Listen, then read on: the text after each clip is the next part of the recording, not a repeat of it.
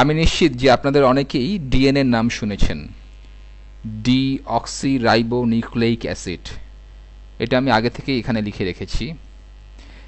এটা হলো হেরিডিটির basic unit. আমাদের সব জেনেটিক ইনফরমেশন এইখানেই লেখা থাকে। এখন আমি এই ডিএনএ সম্পর্কেই বলবো। এই ব্যাপারে আমরা সবাই মোটামুটি জানি যে আমার মাথার চুল কেন কালো, অথবা আমার চোখ কেন নীল ইত্যাদি, এগুলো সব আমাদের ডিএনএতে কোড করা থাকে। আমি এইখানে আপনাদের একটা আইডিয়া দেওয়ার চেষ্টা করব যে ডিএনএর মতো একটা জিনিস, একটা অণু, কিভাবে এটা ঠিক করে দেয় যে আমরা কেমন হব, এই অণুর ভেতরে কিভাবে সেই ইনফরমেশন রাখা হয়, তারপর কিভাবে প্রোটিন তৈরি হয়, সেটা দিয়ে আমাদের এনজাইম, অঙ্গপ্রত্যঙ্গ, ব্রেইন সেল, এরকম সব কিছু তৈরি হয়। এটা হলো ডিএনএর একটা কম্পিউটার জেনারেটেড গ্রাফিক্স। আমি শিওর আপনারা অনেকেই ডাবল হেলিক্স শব্দটা শুনেছেন। ডিএনএর কাঠামোকে বোঝানোর জন্যই এই ডাবল হেলিক্স শব্দটা ব্যবহার করা হয়েছে। এখানে ছবিটাতেও দেখতে পাচ্ছেন যে দুইটা লাইন একটা আরেকটার সাথে পেঁচানো। এই সবুজটা হলো একটা লাইন, আর গোলাপি হলো আরেকটা লাইন, এভাবে পেঁচানো। তারপর এই দুইটা লাইন বা হেলিক্সের মধ্যে বেশ কয়েকটা ব্রিজ আছে, এই ব্রিজগুলো পেঁচানো অবস্থায় আছে। আশা করি বুঝতে পেরেছেন। তাহলে ডাবল হেলিক্স শব্দটা দিয়ে ডিএনএর কাঠামো বা স্ট্রাকচারকে বোঝানো হয়। এখানেই হেরিডিটি সম্পর্কিত বিভিন্ন কোড লেখা থাকে। এখানেও ন্যাচারাল সিলেকশন আর ভেরিয়েশন আছে। পরে কোনো এক সময়ে আমরা ডাবল হেলিক্সের আবিষ্কার নিয়ে ওয়াটসন ও ক্রিকের পেপারটা পড়ব। 1953 সালে নেচার ম্যাগাজিনে এটা বের হয়েছিল। একটা মজার ব্যাপার হলো, এটা মানব সভ্যতার সবচাইতে বড় আবিষ্কারগুলোর মধ্যে একটা, কিন্তু এই রিপোর্টটা ছিল মাত্র 1.5 পৃষ্ঠার। ব্যাপারটা দেখে আমার মনে হয় ভালো কিছু যদি বলতে চান সেটাতে বেশি সময় লাগার কথা না। আসুন এবার দেখি এই ডিএনএ কিভাবে আমাদের শরীরের প্রোটিন আর অন্যান্য জিনিস তৈরি করছে। এখন যে ছবিটা দেখছেন এখানে, আগের ছবিটাকেই আরও বড় করে দেখানো হচ্ছে। এগুলো হচ্ছে দুইটা হেলিক্স। এখানে এই গোলাপি হেলিক্সটা যদি এটার প্যাচ খুলে ফেলেন, এমনিতেই হেলিক্স দুইটা প্যাঁচানো অবস্থায় থাকে, তবে যদি এটাকে সোজা করা হয় তাহলে গোলাপি সাইডটা হবে এদিকে আর সবুজ সাইডটা এইদিকে।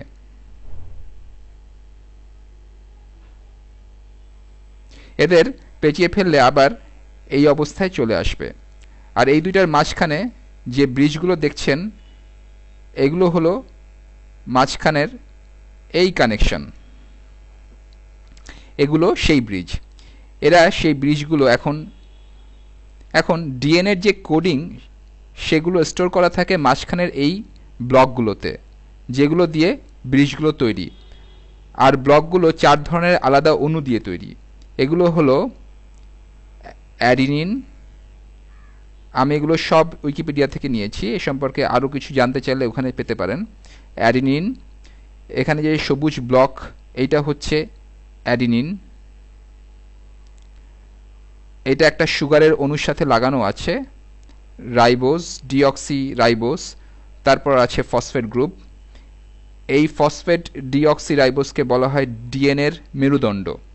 আমি অবশ্য মাইক্রোবায়োলজির ভেতরে যাচ্ছি না, কারণ মাইক্রোবায়োলজি ছাড়াই আপনারা এই কোডিংয়ের ব্যাপারটা বুঝতে পারবেন।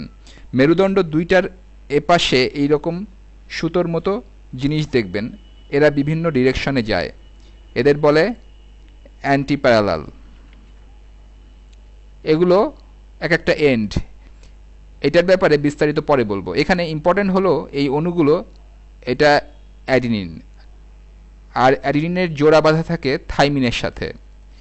অ্যাডিনিন পেয়ার হলো থাইমিন।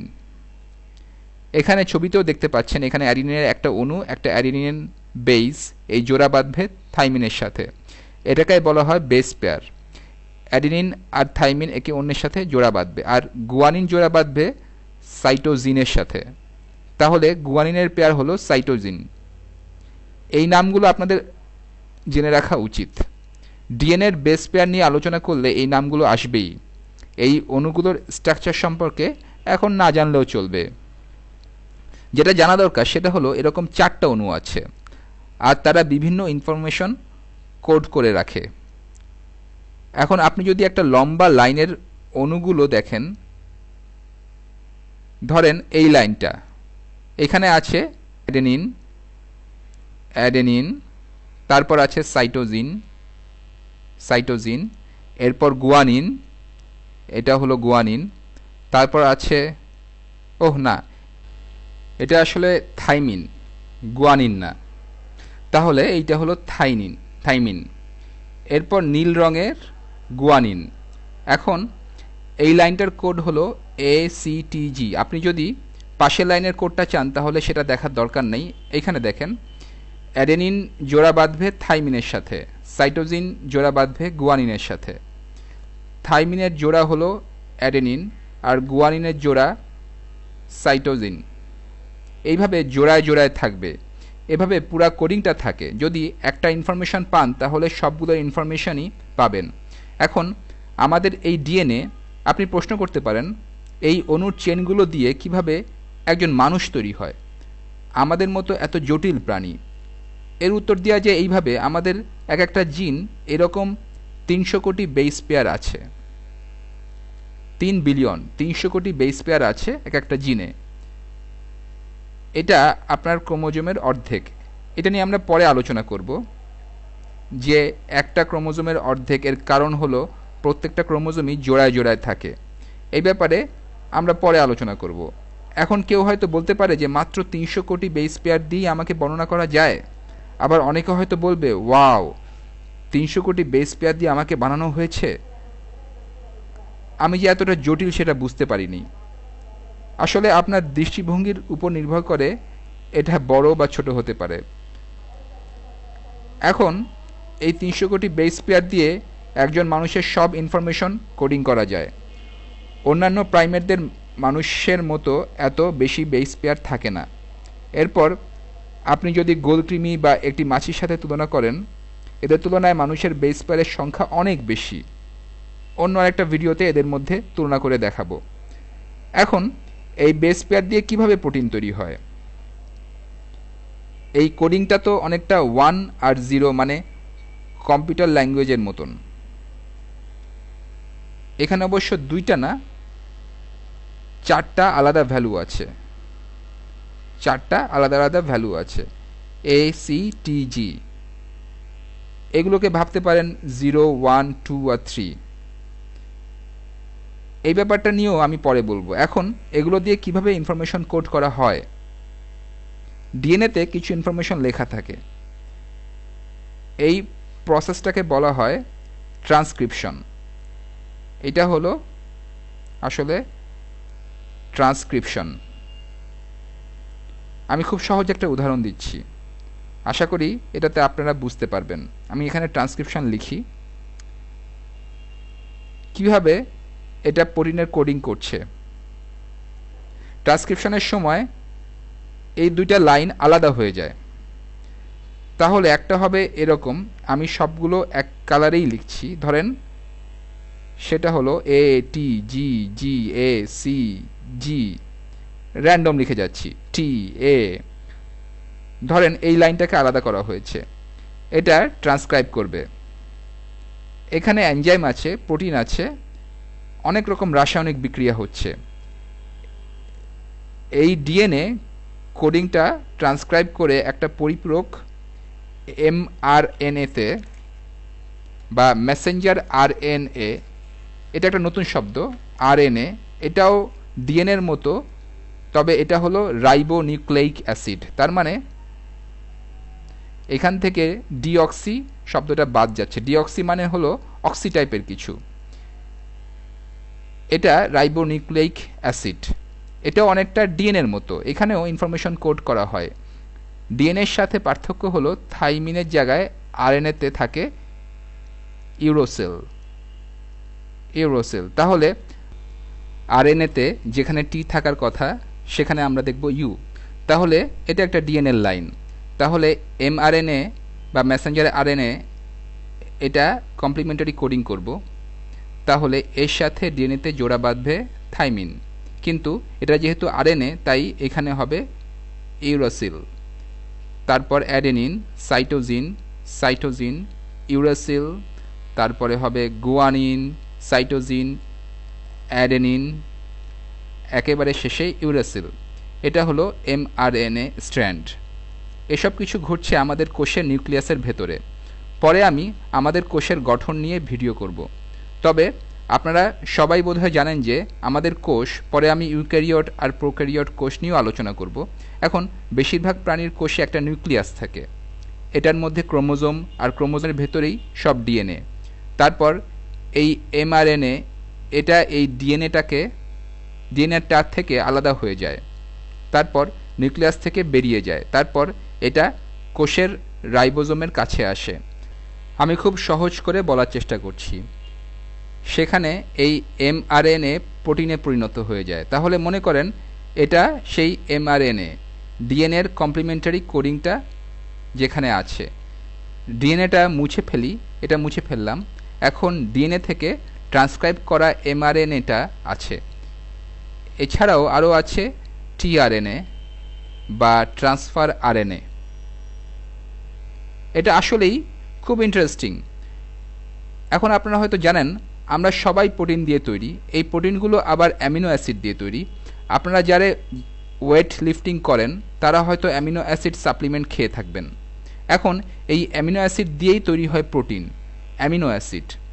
আমার ছেলের মিল্ক প্রোটিনের ব্যাপারে একটু অ্যালার্জি আছে, সেজন্য ওকে মিল্ক প্রোটিনের অ্যামিনো অ্যাসিডগুলো অন্যভাবে খাওয়ানো হয়। তাহলে একটা প্রোটিন হলো আসলে কিছু অ্যামিনো অ্যাসিডের চেইন, বেশ লম্বা একটা চেইন।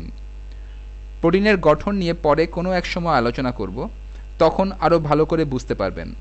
অ্যামিনো অ্যাসিডের চেইনগুলো বেশ লম্বা। আসলে এরকম 20টা আলাদা অ্যামিনো অ্যাসিড আছে, 20টা আলাদা আলাদা অ্যামিনো অ্যাসিড। এগুলো দিয়েই আমাদের সব প্রোটিন তৈরি।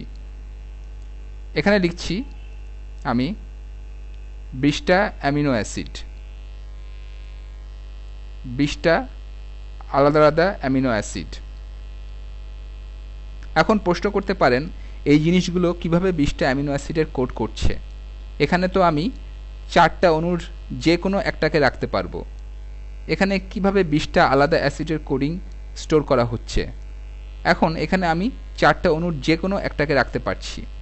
এখানে থাকতে পারে অ্যাডেনিন অথবা গুয়ানিন বা সাইটোজিন, অথবা ডিএনএ হলে থাইমিন, আরএনএ হলে ইউরাসিল। এখন কম্বিনেশনটা বাড়াতে পারি কিভাবে?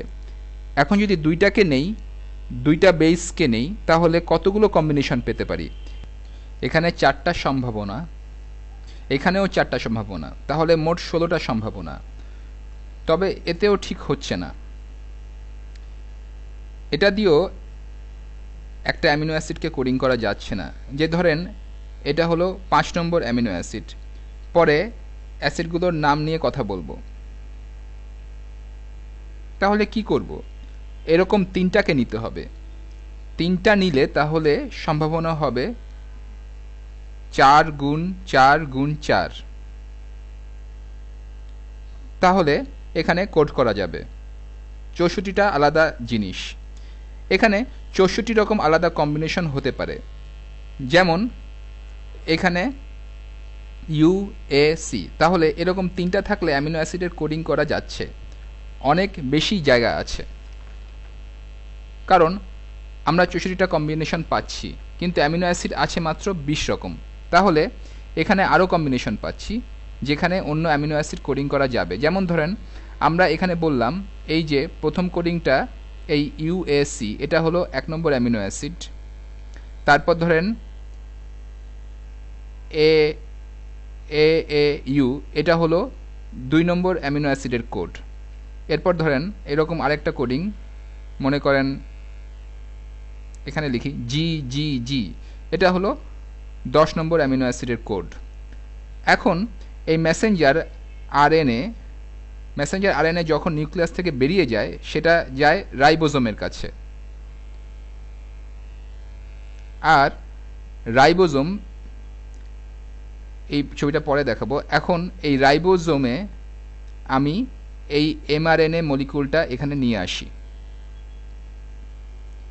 এগুলো আসলে আরও অনেক বড় হয়। এটা এমআরএনএ মলিকুলের একটা ছোট অংশ। এখানে এরা টিআরএনএ মলিকুলের টেমপ্লেট হিসাবে কাজ করে। টিআরএনএ মলিকিউল এদেরকে বলা যায় অ্যামিনো অ্যাসিড বয়ে নিয়ে যাওয়ার ট্রাক। তাহলে ধরেন এখানে একটা অ্যামিনো অ্যাসিড, তারপর এখানে আরেকটা অ্যামিনো অ্যাসিড, তারপর ধরেন এপাশে আরও একটা। এরা সবাই টিআরএনএ মলিকুলের সাথে লাগানো থাকবে। তাহলে এই অ্যামিনো অ্যাসিড এটা একটা টিআরএনএ মলিকুলের সাথে লাগানো, আর ধরেন এটার কোড এ, আমি কালারটা বদলে নেই, এ ইউ জি। এরপর এই অ্যামিনো অ্যাসিড ধরেন এটার কোড, আচ্ছা একটু ভেবে বের করি, মনে করেন এর code G G A C. এখন কি হবে?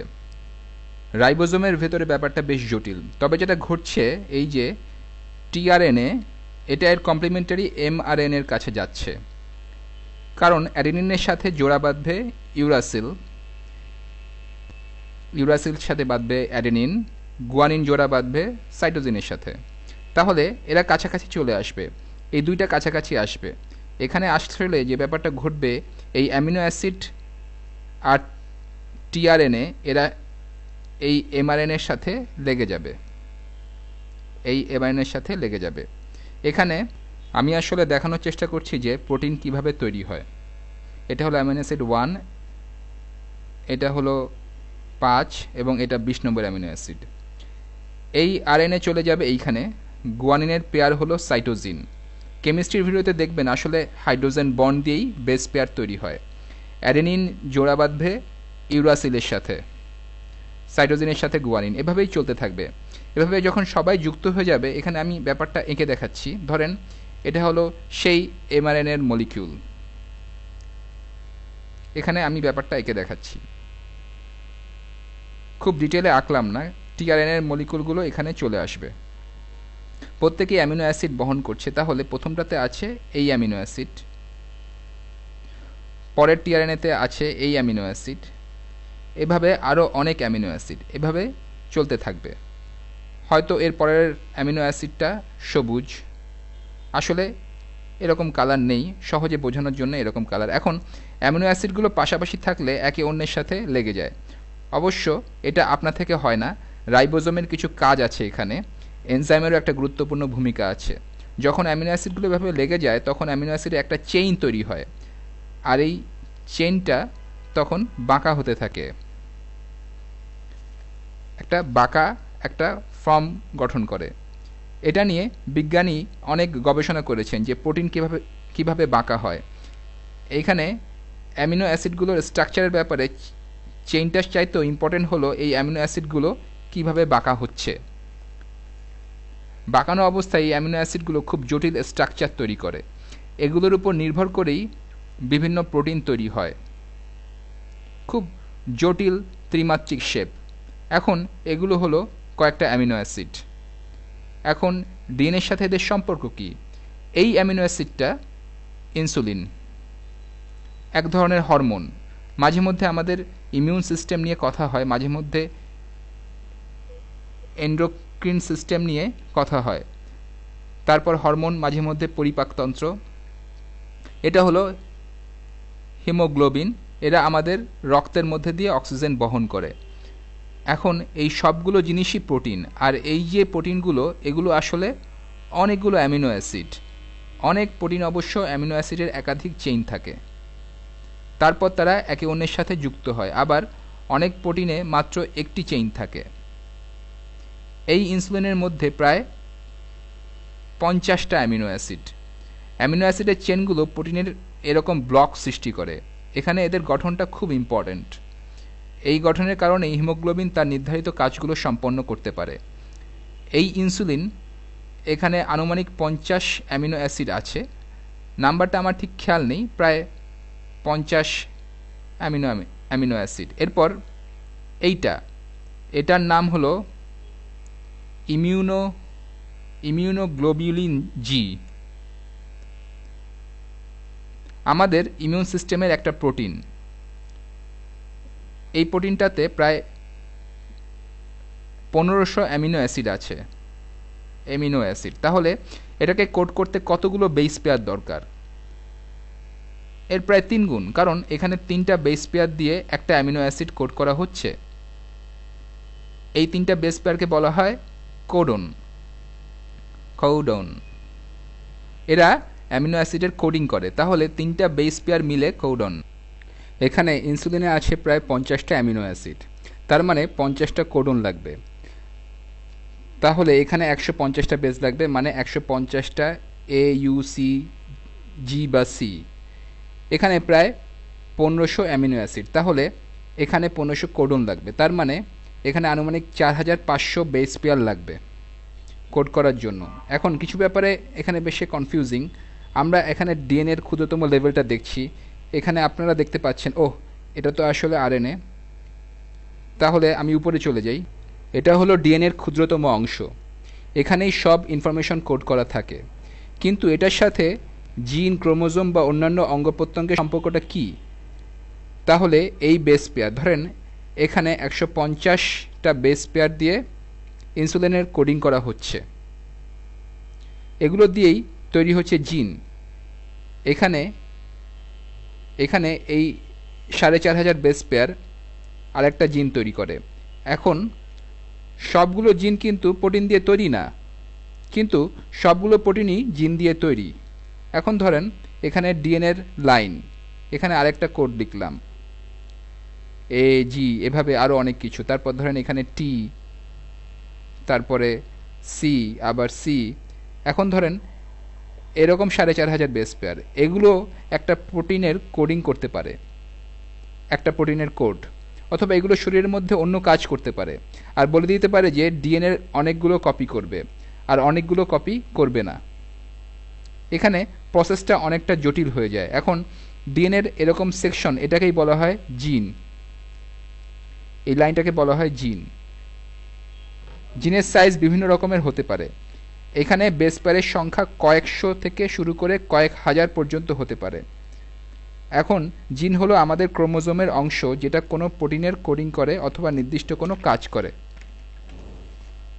এখন জিনেরও কিছু প্রকারভেদ আছে। তাহলে জিন এখানে আমি খুব সহজ করে দেখিয়েছি। এখন মনে করেন যে এই জিনটা হলো ইনসুলিনের, ইনসুলিন। এখন ইনসুলিনের এই কোডিং করাতেও হয়তো ভেরিয়েশন আছে। আমি এখন এ ব্যাপারে আরেকটু গভীরে যাই। মনে করেন এটা ইনসুলিন না, ধরেন এটা একটা প্রোটিনের কাজ, আর এই একটা প্রোটিনকেই অনেকভাবে কোডিং করা যায়। হয়তো এখানে টি নেই, হয়তো আছে সি, তারপরও সেটা একই প্রোটিনের কোডিং করছে, কোনো কিছুই বদলাচ্ছে না। তবে এটা আগের প্রোটিনের চাইতে একটু আলাদা, এটা হলো এই প্রোটিনের ভেরিয়েশন। এখন জিনের এই এক একটা ভেরিয়েশনকে বলা হয় অ্যালিল। অ্যালিল এটা হলো স্পেসিফিক ভেরিয়েন্ট, জিনের একটা নির্দিষ্ট ভেরিয়েশন, জিনের স্পেসিফিক ভেরিয়েন্ট। এখন আমরা যদি এই ডিএনএ চেইনটাকে নেই, এখানে দেখেন এই যে চেইনটা, এটা একটা বেস পেয়ার। এখন এটা একটা বেস, এটা আরেকটা বেস, এটা হয়তো অ্যাডেনিন, তার পাশে আছে থাইমিন, এখানে সবুজ রং দিলাম, এটা হলো অ্যাডেনিন আর পাশে থাইমিন। এরপর ধরেন এটা হলো গুয়ানিন, তাহলে এর পাশেরটা হলো সাইটোজিন। এটা ডিএনএর খুব ছোট অংশ। এখন এটাকে যদি জুম আউট করি, ধরেন আমাদের কাছে ডিএনএর একটা লম্বা চেইন আছে, আর এখানে প্রত্যেকটা ডট হলো একটা বেস পেয়ার। এখানে আঁকলাম, হতে পারে যে এখানে 1 নম্বর জিনের কোডিংটা করা হলো 1 নম্বর জিন। এখানকার অনেক কিছু আমরা এখনও ঠিকমতো বুঝতে পারিনি, পরিষ্কার করেই বললাম। আমি আপনাদের এখানে একটু সহজভাবে বোঝানোর চেষ্টা করছি। আমরা অনেক কিছু জানি আর অনেক কিছু জানি না। ডিএনএ আসলে খুবই জটিল। এখানে বিভিন্ন কারণে একটা জিন আরেকটা জিনকে কোড করে অথবা কোড করে না, পরিস্থিতির উপর নির্ভর করে, খুবই জটিল। তাহলে ডিএনএ কিভাবে কাজ করে তার বেশিরভাগই আমরা এখনও জানি না। এখানে আরেকটা সেকশন, এটা হয়তো 2 নম্বর জিনের কোডিং করছে, ধরলাম এটা বেশ লম্বা, 1000 বেস পেয়ার। এখন যদি পুরো জিনিসটা নেন, এই জিনগুলো এভাবে প্যাঁচানো অবস্থায় থাকে এরকম, জিনগুলো এভাবে আঁকাবাঁকা প্যাঁচানো অবস্থায় থাকে, পুরো জিনিসটা মোটামুটি এরকম দেখতে। এভাবেই আমরা পাই একটা ক্রোমোজোম। এখন ক্রোমোজোমের সাইজটাকে যদি বেস পেয়ারের সাথে তুলনা করেন, মানুষের জিনের মধ্যে 23 জোড়া ক্রোমোজোম থাকে। এখন ধরেন বিশাল এরকম লম্বা স্ট্র্যান্ড দিয়ে ক্রোমোজোম তৈরি হয়। এখন ধরেন এইটা হলো নিউক্লিয়াস।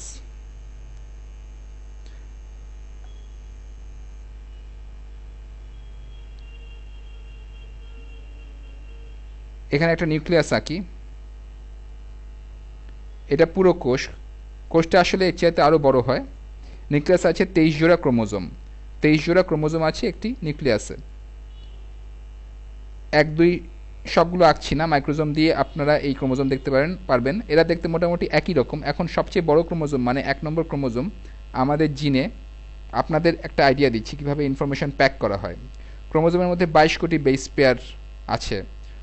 অনেক সময় লোকজন জিন ক্রোমোজোম আর বেস পেয়ার দিয়ে একই জিনিস বোঝায়, তাই আমি বোঝানোর চেষ্টা করছি যে ক্রোমোজোম এটা হলো ডিএনএর অনেক লম্বা একটা লাইন যেটা প্যাঁচানো অবস্থায় থাকে, আর এর মধ্যে 22 কোটি বেস পেয়ার থাকে। তাহলে যে জিনিসটার মধ্যে কোডিং করা হচ্ছে সেটা ক্রোমোজোমের তুলনায় অবিশ্বাস্য রকমের ছোট। এবারে আমরা এই প্রোটিনের ছবিটা আরেকবার দেখব। এই জিনিসগুলো দেখে আমার খুব অবাক লাগে। আমরা যদি অ্যামিনো অ্যাসিডগুলোকে এভাবে বসাতে পারি তাহলে এরকম উন্নত একটা স্ট্রাকচার পাবো। এ ব্যাপারে আমরা এখনও পুরোপুরি জানি না যে এরা কিভাবে জোড়া আর কিভাবে অন্যান্য কাজগুলো করে। আরেকটা ব্যাপার হলো, আমি এখানে যে জিনিসগুলো নিয়ে আলোচনা করলাম, যে ডিএনএ, এমআরএনএ, টিআরএনএ ইত্যাদি, এগুলো এই গ্রহের প্রত্যেকটা জীবের শরীরেই আছে। আমরা সবাই এই একই মেকানিজম দিয়ে তৈরি। আমি আর একটা গাছ, আমাদের মধ্যে মিলটা হলো আমরা সবাই একই রকম ডিএনএ দিয়ে তৈরি। এখানেও কিছু পার্থক্য যদিও আছে, সেগুলো নিয়ে আমরা পরে আলোচনা করব। সবার শরীরই ডিএনএ দিয়ে তৈরি, সব ডিএনএই প্রোটিনকে কোড করে। এভাবেই পৃথিবীর প্রত্যেকটা জীব সৃষ্টি হয়। এটাই আমার কাছে খুব অবাক লাগে। আরও অবাক লাগে ডিএনএ দিয়ে কিভাবে এই জটিল শেপগুলো তৈরি হচ্ছে। এখন এটা খুব স্বাভাবিক, তবে অ্যামিনো অ্যাসিড দিয়ে এরকম জটিল অনেক স্ট্রাকচার তৈরি হয়। এখানে হয়তো সব মিলিয়ে 20টা অ্যামিনো অ্যাসিড আছে। এই অ্যামিনো অ্যাসিডকে আপনি লেগোর মতো ভাবতে পারেন।